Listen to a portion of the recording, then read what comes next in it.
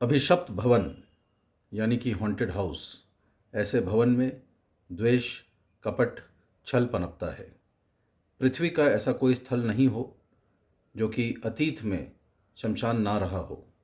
इसीलिए महावीर कर्ण, दानवीर कर्ण की मृत्यु के बाद उनका दाह संस्कार, अंतिम संस्कार भगवान श्री कृष्ण ने अपनी हथेली पर रचा था। और इसीलिए ऐसा कहा जाता है कि नया घर लेने के पहले वास्तु पूजन जरूर करवाएं। श्रीमद् भागवत की गोकर्ण कथा से शायद आप परिचित होंगे।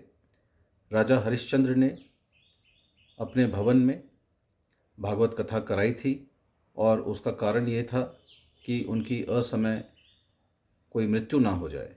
इसलिए कहते हैं कि नए घर में जब भी जाएं तो वास्तु पूजन जरूर करवाएं और भागवत कथा जरूर करवाएं। जो ग्रह के जो स्वामी हैं, जो हाउस ओनर हैं, उनकी कुंडली भी देख के इस बात का अंदाज़ा लगाया जा सकता है कि क्या उनके घर में किसी प्रकार का वास्तु दोष है।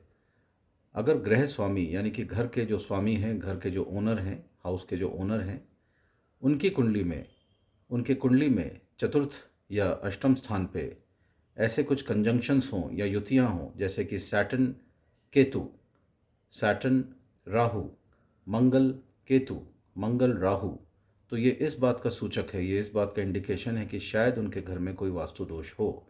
और अगर ऐसा कंजंक्शन उनकी कुंडली में है तो उनको निस्संदेह डेफिनेटली उनको एक बार अपने घर का वास्तु का इंस्पेक्शन जरूर करवाना चाहिए।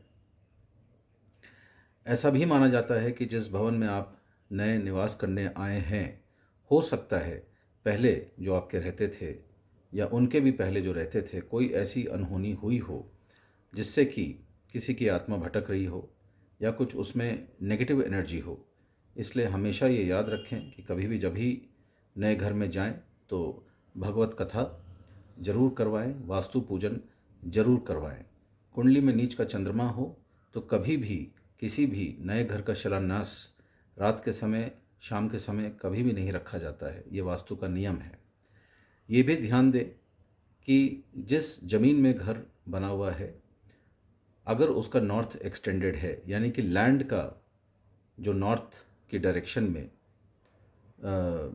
लैंड अगर अच्छा है, बढ़ा हुआ है, तो उसको हम बहुत ऑस्पिशियस मानते हैं। पर अगर दक्षिण की दिशा में लैंड बढ़ा हुआ है तो उसको इनऑस्पिशियस मानते हैं। तो दक्षिण की दिशा में लैंड बढ़ा हुआ नहीं रहे, एक्सटेंडेड नहीं रहे, ये आपके लिए अच्छा है, ये वास्तु के लिए अच्छा है। नॉर्दर्न डायरेक्शन में यानी कि उत्तर दिशा में लैंड का एक्सटेंशन को हम बहुत अच्छा मानते हैं। इसी तरह से जो घर का मुख्य द्वार होता है वो ईस्टर्न डायरेक्शन में हो, वेस्टर्न डायरेक्शन में हो, नॉर्दर्न डायरेक्शन में हो, तो उसको भी हम बहुत अच्छा मानते हैं। और अगर गलती से साउथ फेसिंग घर है तो ज़रूर गंधर्व पूजा करवाएं, इसको भी हम लोग अच्छा मानते हैं। किसी भी घर में अगर 3 दरवाजे लाइन से हों, ऐसे कई घर देखे होंगे कि सिक्योरिटी पर्पस के लिए उन्होंने 3 दरवाजे बनाए हैं, तो ऐसे में बहुत बड़ा वास्तु दोष लगता है।